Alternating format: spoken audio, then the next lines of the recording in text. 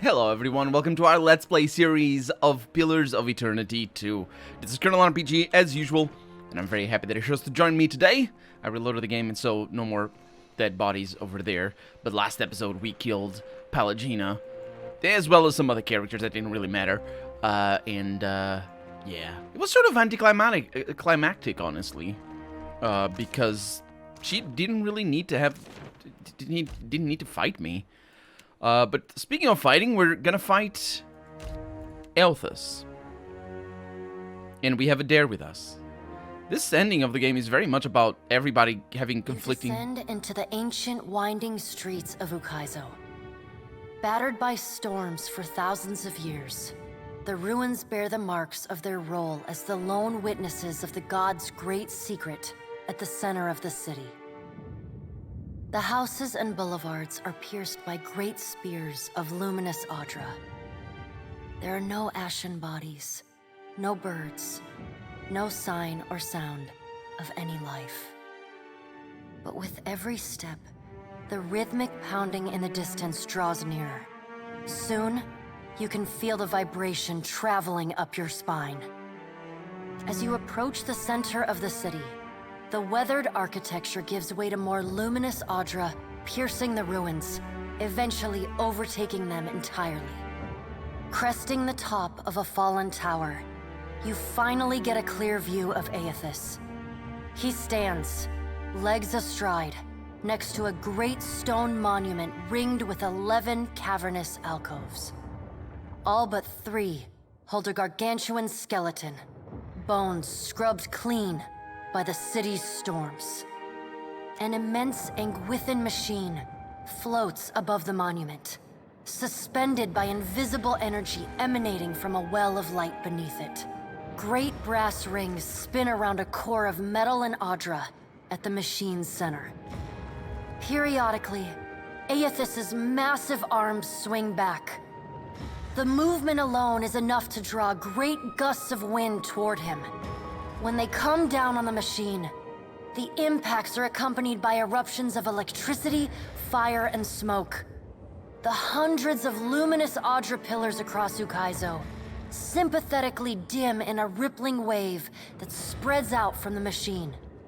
The only safe route to the god is a steep ascent along a monstrous pillar of luminous Audra, intertwined with fragments of Ukaizo's ruins that it has carried through the centuries. The pillar bends in a long arc, towering above the machine. The pillar levels out near Eothas's head, a silent observer to the destruction of the machine it has grown beside over thousands of years. You weave your way along a treacherous rain-slicked path up the pillar's skyward side. As you arrive at the top, you catch Eothas's attention.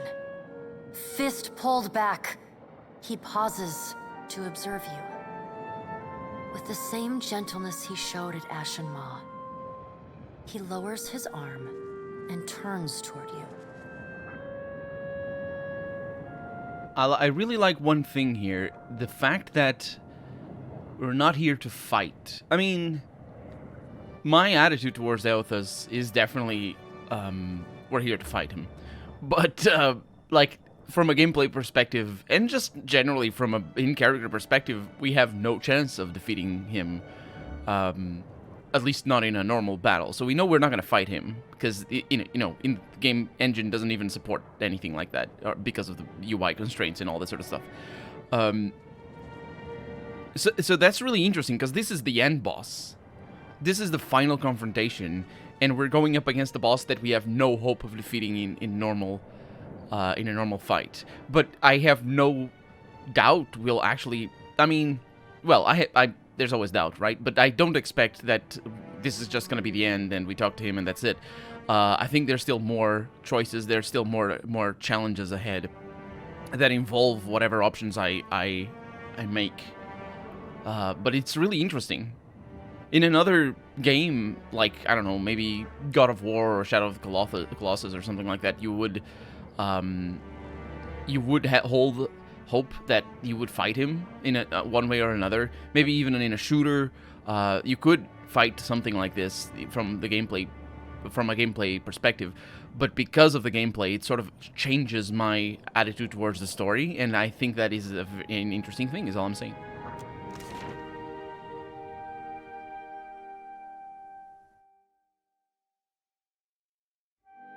Strange to see Ukaizo in this way.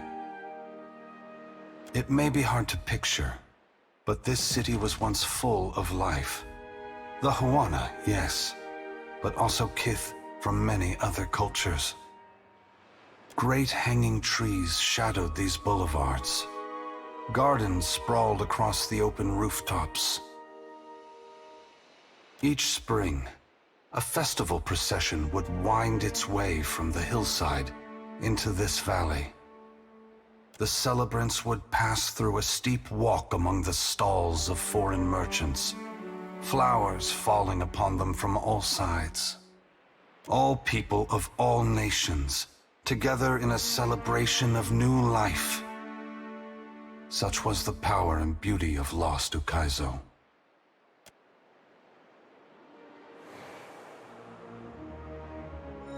The soul of Waidwen separates out from the masses trailing in your wake. He looks up at Eothas and clears his throat. Been a while, old friend. Waidwen, I did not think to see you here. But few things go as expected when the Watcher is involved.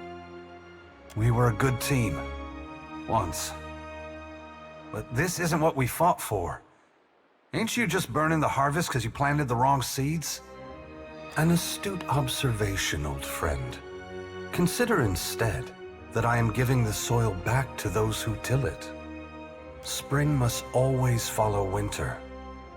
As long as there are people committed to finding the other side of change, the agony will not last.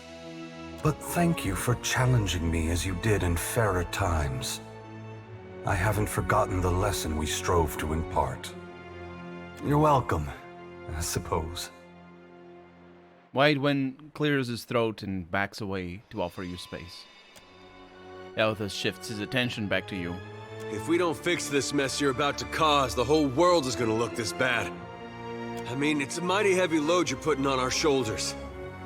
I just hope we can carry it.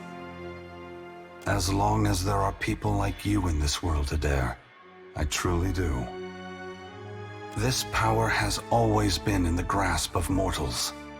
Now you will finally be aware of it. Now you will be able to decide what to do with it. Gone, please, I'm begging you. What do I do following this? How am I to best serve those still living, to improve our future chances of survival? The Deadfire and the Eastern Reach are full of animancers, women and men with brilliant minds who can solve this great problem. They will also need people with brilliant souls, like you, Shodi. People who can tend to the spiritual needs of the world in a time of fear and desperation. Remember, the flame you bear is not only light, but warmth. Provide comfort to all who need it. The Navy thinks very highly of this place. Maybe I like their imagination. Maya folds her arms and squints up at Eothas. What do you think, big guy? Are all the hopes and dreams of Rauatai here on Ukaizo? Is this city really the cornerstone of our future? She shrugs as if it doesn't matter either way, but her eyes reflect a distant hope. Ukaizo's time has passed, Maya. It remains only as a symbol, but symbols can hold great power. If you wonder about the future of Rauatai, know that if there is any greatness in your people, it existed before you set foot in this ancient place. Ukaizo will not make Rauatai any greater or lesser than it already is. Only its people possess that power. But what of you, Watcher? Why have you followed me? Have you come to bear witness to the breaking of the wheel? This is a really complicated dilemma. Well, it's not a dilemma. I mean, it might be a dilemma, but I think there's more than two options for the end, so it isn't a dilemma, because that's what dilemma means. Conundrum. This is a complicated conundrum because it's evidently made for you as a player to have a nuanced choice that you can side on one side or the other.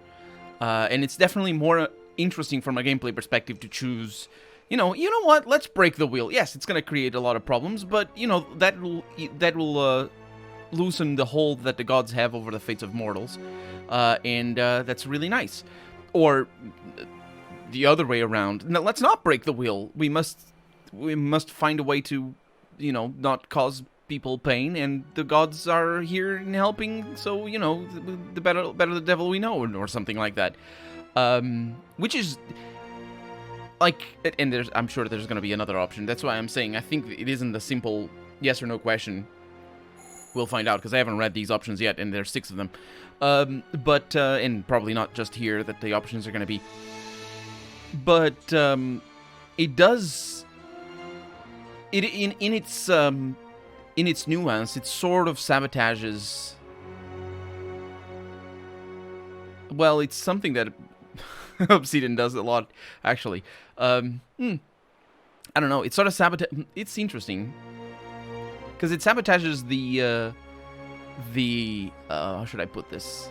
Not the themes of the game, but rather it sabotages a sense of conclusion to questions that you might raise yourself to the game, because everything is permitted at the end.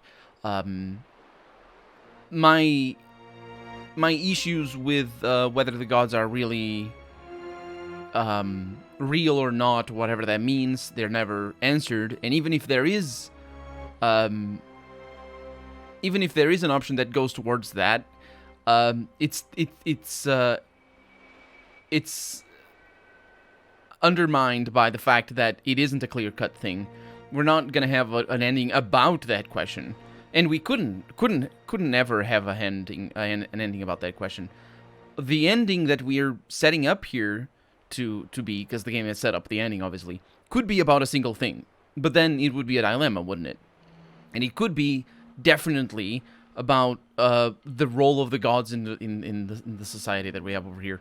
And it isn't. It is about the individual.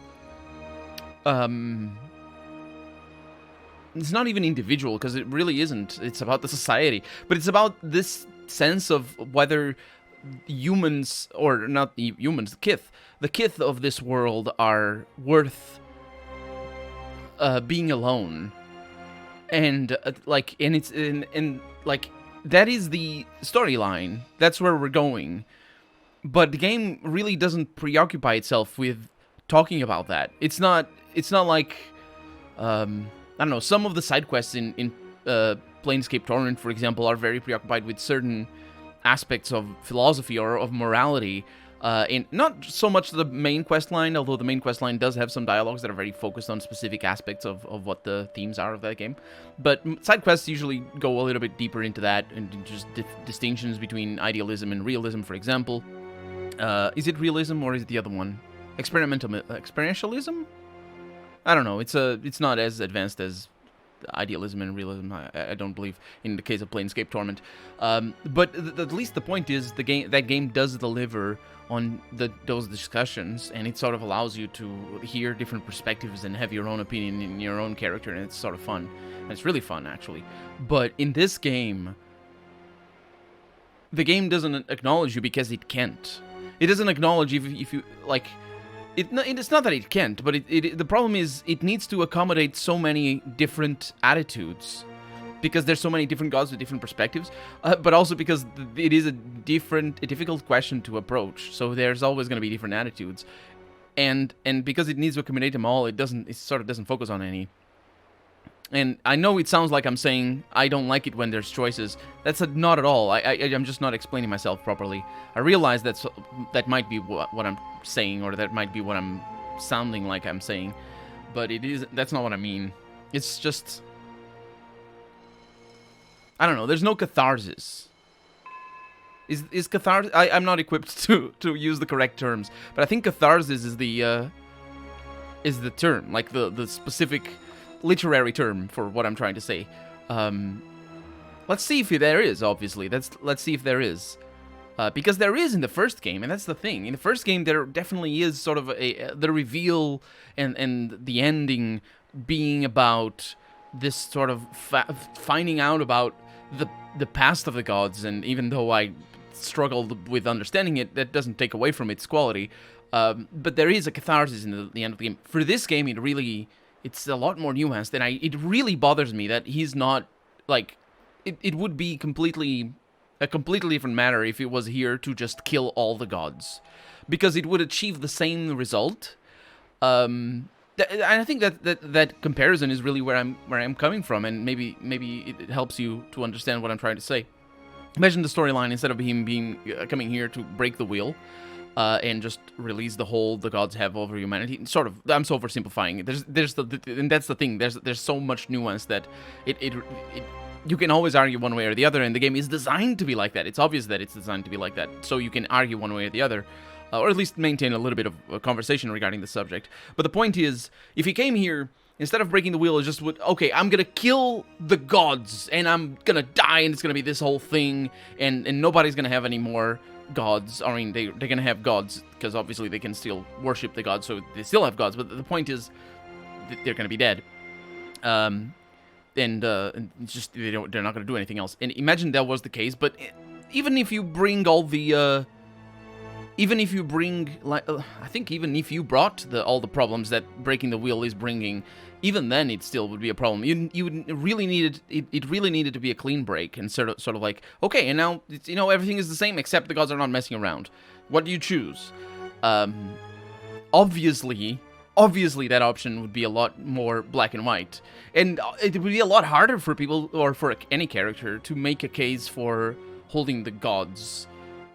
Or rather for keeping the gods and saying, no, Eothas, don't kill the gods, no, just maintain things as they are. It'd be a lot harder because it's a lot harder to justify, there's a lot fewer arguments that justify the existence of the gods than there are arguments that are against the existence of the gods in this setting.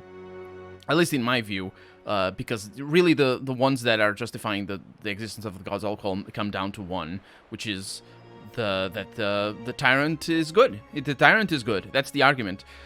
It all boils down to that. That's the single one argument, and everything else, every other argument against that, it of course butters the point against the tyrant being good. No, the tyrant is bad. The tyrant is bad. But there's a lot of arguments against the tyrant being bad, and you might disagree. If you think the tyrant is good, obviously you disagree with all those arguments. But it is a very uneven conversation to have. So what the writers did. And they did it well, but I'm not criticizing how they did it. I'm criticizing the decision. They did it well. What the writers did is just they made it all into not a mush, but it's like it's difficult because it's nuanced. It's very complicated. There's a lot of repercussions going on here. So it's very interesting like that. But it is also sort of no, I wish I could kill you all, or anything, because I don't know. I think maybe the game is gonna surprise me. Let's see what options we have. I have come to ask you to take pity on the mortals of this world who will suffer for your actions. This is an understatement. This is an understatement, but this would also be an interesting take on, not a take, but rather it would contrast this with my option at the end of the first game to release the souls that were held in the crucible, or whatever the thing is at the end, release into the bodies that were still, the Hollowborn that were still alive, and the suffering that caused, but also the joy that caused. So it is an interesting thing because it sort of is the same argument, but coming from the other side of it is interesting. Let's see. Of course, if you did a different choice, this would mean different things, but that's the beauty of RPGs, is the same choice can mean different things. After you've gone, the gods will go to war with each other and with mortals, unless they have a strong leader. That's the thing. They will, actually. They will, but that's just another reason to kill freaking tyrants. Mortals are going to need a head start on things to prevent the gods from re-establishing control. You need to inspire them. This is sort of, like, from a pragmatic perspective, this is the one that I agree with the most, and I think it makes some sense. But the game really isn't allowing me any much agency. But then again, I haven't had much agency, the main storyline here, which is both a result of limitations, because this isn't a tabletop role-playing game where you can just make up immense possibilities for the main storyline, but also because otherwise there wouldn't be a storyline in the game. Because if you had too much agency, you could change things drastically. But this is also a staple of BioWare design. Not BioWare, sorry, Obsidian design. And also BioWare. BioWare does the same thing. You want... I want you to go further than breaking the wheel. I want you to destroy it all.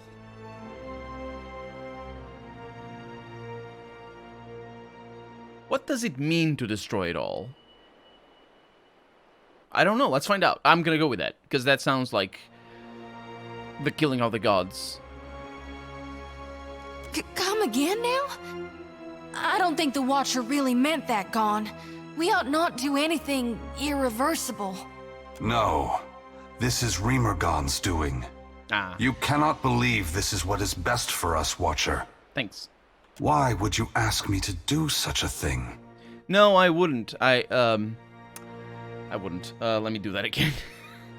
Thanks for telling me. Can I just backtrack? I will backtrack. You can't hold me, game. I will backtrack.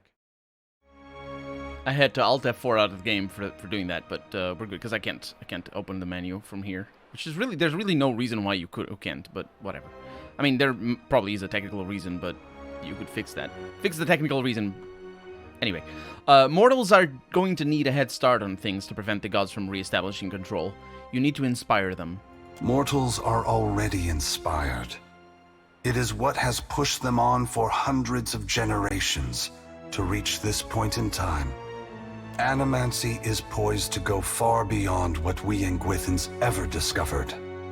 Why does Helia think I should lend more power to mortals? Oh, I'm siding with Helia again. she's definitely the best one of them all. To be honest, or the least worst. Let's see, if this is truly for the benefit of mortals, you are obligated to set them on the right path, not just leave them stranded. Yeah, that's the problem, is just this jerk is messing things up without, like, it comes in here and just like, yeah, no, that's just, you know, you don't know how to swim, I'm gonna throw you into the water, and then you're gonna know how to swim. Because I believe in you.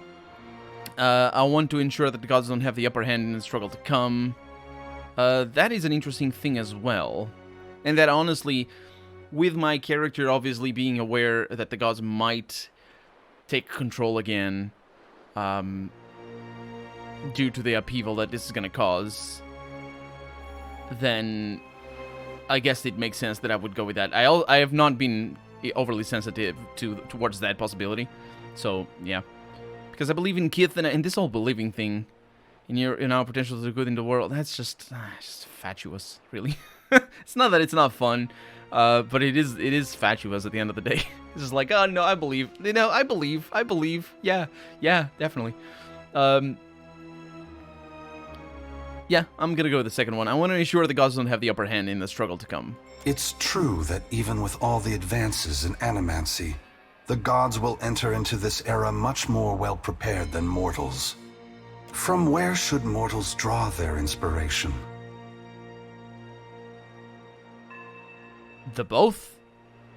Well, their inspiration. What do you mean? Like, one doesn't invalidate the other. First option is they should look to the future. Their imagination and inventive spirit should guide them. Or, the second one is they should take lessons from Eora's past, the rich history of their cultures. Yes, how do you look to the future? Well, by taking lessons from Eora's past. Very well, Watcher. I will ensure that mortals are inspired by my passing, that my power not be expended in vain. Indulge me in a moment's curiosity. There is something I wish to know about Eora, about Kith, that I can only learn through your eyes. You're not taking my eyes, I need them. You misunderstand. You followed me all this way, dodging an armada, navigating an impenetrable wall of storms, voyaging across uncharted seas, with the machinations of gods echoing in your ears, all the while trusting in the institutions of Kith to get you this far. and earning their trust in turn. Whatever else happens this day, that much is remarkable. I believe that mortals possess the strength to collaborate and shape a future of their own design. Not all of my brothers and sisters agree. By relying on others and coming together in a time of crisis, you illustrate my point. The gods will witness you and question their assumptions about how responsible, empathetic, and sophisticated mortals can be. That's a little bit of reason why I think it's fatuous to talk about believing in gods, or believing in mortals rather, and because that's the whole thing, learning from history. And we look at history, and yes, we see people coming together in times of crisis, but we also see, especially when you say the word institutions, we also see people taking tremendous advantage during times of crisis, creating those times of crisis on purpose to take advantage of them, and just getting off scot-free, basically.